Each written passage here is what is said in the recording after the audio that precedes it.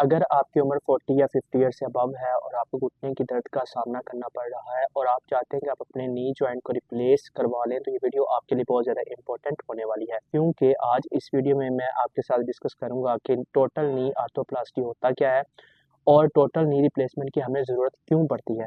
तो वीडियो को स्टार्ट से लेकर एंड तक देखें ताकि किसी भी किस्म की कन्फ्यूजन जो है वो आपके माइंड में बाकी ना रह सके। अस्सलाम वालेकुम, welcome to my YouTube channel doctor Mohammad Salif रितिसियर। उम्मीद है आप सब लोग खैरियत से होंगे। आज इस वीडियो में हम डिस्कस करने लगे हैं टोटल नी रिप्लेसमेंट के हवाले से। सबसे पहले हम डिस्कस करते हैं कि टोटल नी रिप्लेसमेंट होता क्या है और इसके बाद हम डिस्कस करेंगे कि टोटल नी रिप्लेसमेंट की हमें ज़रूरत क्यों पड़ती है। टोटल नी रिप्लेसमेंट, जिस तरह ये नाम ही हमें बता रहा है कि टोटल नी रिप्लेसमेंट, इसका मतलब ये है कि हमारे पास जो फीमर है उसका लोअर पार्ट और जो टीबिया है उसका अपर पार्ट जो है वो रिप्लेस किया जाता है किसी मेटल के पार्ट से। अब हमें इसकी ज़रूरत क्यों पड़ती है? ऐसे पेशेंट्स जिनकी एज 40 या 50 ईयर से अबव होती है तो उनके अंदर डिजेनरेटिव चेंजेस हैं वो बहुत ज़्यादा तेज़ी से स्टार्ट हो जाती हैं। तो जिस वजह से क्या होता है कि उनकी जॉइंट स्पेस है वो रिड्यूस हो जाती है। अगर हम एक नॉर्मल नी जॉइंट की बात करें तो वो हमें कुछ इस तरह का दिखाई देता है, जिसमें एक बोन और दूसरी बोन के दरमियान एक प्रॉपर जॉइंट स्पेस होती है। लेकिन अगर हम एक ऐसे जॉइंट की बात करें जिसमें डिजेनरेटिव चेंजेस हैं वो बहुत ज़्यादा हो चुकी होती हैं, तो उसमें क्या होता है कि उसमें हमारे पास जॉइंट की जो स्पेस है वो रिड्यूस हो जाती है और वहाँ पर बोनी स्पर्स जो है उनकी फॉर्मेशन हो जाती है। तो ऐसे पेशेंट्स जिनके अंदर डीजेनरेशन जो है वो जॉइंट की बहुत ज़्यादा हद तक हो चुकी हो, जॉइंट स्पेस जो है वो रिड्यूस हो चुकी हो और पेशेंट के लिए मूव करना जो है वो बहुत ज़्यादा डिफ़िकल्ट हो जाए और ऐसे पेशेंट्स को ना तो मेडिसिन से आराम आ रहा हो और ना ही उनको फिज़ियोथेरेपी से कोई फ़र्क पड़ रहा हो, तो ऐसे पेशेंट्स को फिर हमें टोटल नी रिप्लेसमेंट की तरफ लेकर जाना पड़ता है। तो ऐसी कंडीशन जिसमें हमारे पास लोअर पार्ट ऑफ फीमर और अपर पार्ट ऑफ टीबिया जो है वो रिमूव करके उसको किसी मेटल पार्ट के साथ रिप्लेस किया जाए, तो ऐसी कंडीशन को हम क्या कहते हैं? ऐसी कंडीशन को हम कहते हैं टोटल नी रिप्लेसमेंट। नेक्स्ट हम डिस्कस करते हैं causes of total knee replacement. Number 1 पे जो हमारे पास काज आती है वो आता है नी ऑस्टियोआर्थराइटिस। सबसे पहले हम डिस्कस करते हैं कि नी ऑस्टियोआर्थराइटिस होता क्या है। अल्लाह ताला ने हमारी बोन्स के एंड्स के ऊपर स्पेसिफिक कनेक्टिव टिश्यूज बनाए होते हैं जिन्हें हम कहते हैं आर्टिकुलर कार्टिलेज।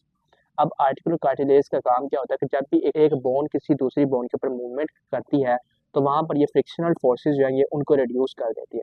अब क्या होता है कि नी ऑस्टियोआर्थराइटिस के पेशेंट्स में ये जो आर्टिकुलर कार्टिलेज होता है इसका वियर एंड टियर स्टार्ट हो जाता है, जिस वजह से क्या होता है कि जब भी ये मूवमेंट एक बोन दूसरी बोन के ऊपर करती है तो वहाँ पर फ्रिक्शनल फोर्सेस प्रोड्यूस होती हैं और ये जो फ्रिक्शनल फोर्सेस होती हैं ये क्या करते हैं, ये पेशेंट के अंदर पेन को बहुत ज़्यादा हद तक इंक्रीज़ कर देती है। तो ऐसे पेशेंट्स जिनके अंदर आर्टिकुलर कार्टिलेज डैमेज हो चुका हो और उनके अंदर wear and tear of articular cartilage जो है वो स्टार्ट हो चुकी हो, ऐसे पेशेंट्स जो है वो नी ऑस्टियोआर्थराइटिस से अफेक्टेड पेशेंट्स होते हैं। अगर हम एक नॉर्मल नी जॉइंट की बात करें तो वो कुछ इस तरह का हमें दिखाई देता है, जिसमें जॉइंट स्पेस जो है वो प्रॉपर होती है और आर्टिकुलर कार्टिलेजेस जो है वो प्रॉपर तरीके से प्रेजेंट होते हैं।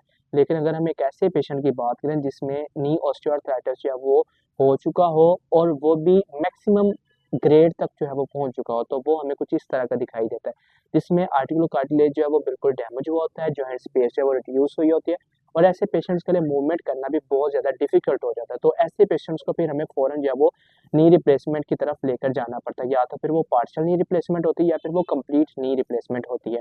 नेक्स्ट हम जिस काज़ को डिस्कस करने लगे हैं वो है क्रश इंजरीज। अगर तो हमारे पास पेशेंट जो है वो ऐसी हालत में है कि उसकी फीमर जो है वो कम्प्लीटली फ्रैक्चर हो चुकी है या फिर उसका टीबिया का जो है वो अपर पार्ट वो कम्प्लीटली फ्रैक्चर हो चुका है और क्रश हो चुका है, तो फिर हमें टोटल नी रिप्लेसमेंट की तरफ फ़ौरन मूव करना पड़ता है, क्योंकि ऐसे पेशेंट्स को मज़ीद तकलीफ से बचाने के लिए उनको जो है वो टोटल नी रिप्लेसमेंट की तरफ हमें लेकर जाना पड़ता है।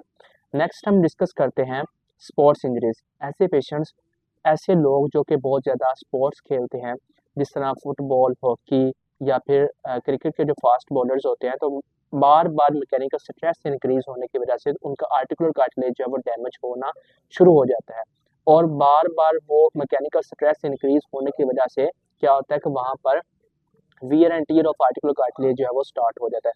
और अगर ऐसे पेशेंट्स को कोई सॉफ्ट टिश्यू इंजरी हुई हो और उन्होंने उसको फ़ौरन टाइम पर ट्रीट ना करवाया हो, तो ऐसे पेशेंट्स को भी फिर बाद में अर्ली ऑस्टियोआर्थराइटिस जो है वो स्टार्ट हो जाता है और वो जो अर्ली ऑस्टियोआर्थराइटिस है, वो फिर उन्हें नी रिप्लेसमेंट की तरफ लेकर जाता है। तो ये हैं वो आम सी काज़ेज़ जो कि हमें टोटल नी रिप्लेसमेंट या पार्शियल नी रिप्लेसमेंट की तरफ लेकर जाती हैं।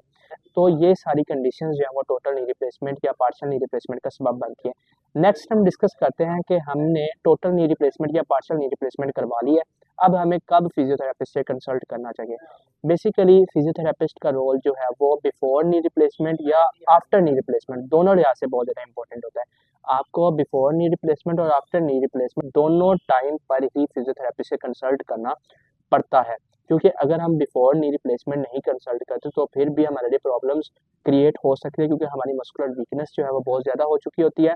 और अगर हम आफ्टर नी रिप्लेसमेंट भी फिजियोथेरेपिस्ट से कंसल्ट नहीं करते तो फिर क्या होता है कि हमारी मूवमेंट्स जो हैं वो रिस्ट्रिक्ट हो जाती है, क्योंकि जॉइंट रेंज ऑफ मोशन को इम्प्रूव करने के लिए हमें प्रॉपर रिहैबिलिटेशन की तरफ मूव करना पड़ता है। क्योंकि अगर हम प्रॉपर रिहैबिलिटेशन नहीं करते या नहीं करवाते तो हमारी एक्टिविटी ऑफ डेली लिविंग जो है वो बहुत ज़्यादा हद तक अफेक्ट हो जाती हैं। हमारा जॉइंट जो है वो एक खास रेंज तक जाएगा और वहाँ पर जाकर रिस्ट्रिक्ट हो जाएगा।